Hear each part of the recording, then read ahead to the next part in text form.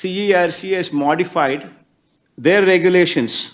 Generation from solar PV generating stations under SECI manufacturing linked capacity scheme, so on so, for sale to entities having RPO irrespective of date of commissioning date, COD, of such generating station shall be considered for waiver of transmission charges for a period of 25 years from the date of COD. So CERC kuda anumati.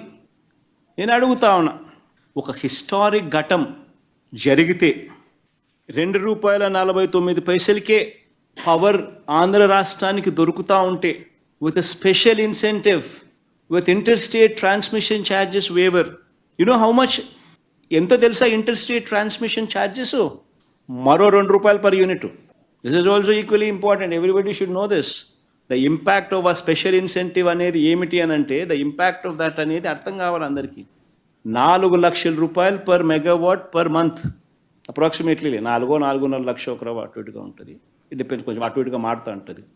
Almost 50 lakhs approximately per year per megawatt, which is when converted in to per unit it is ₹1.98 per unit is interstate transmission charges. The impact of interstate transmission charges. ఇది the most important aspect. ఎందుకనంటే ఈరోజు ఇంత మంచి offer Andhra రాష్ట్రానికి వస్తే ₹2.49 cheapest Andhra Pradesh has ever seen offer with interstate transmission charges waived of.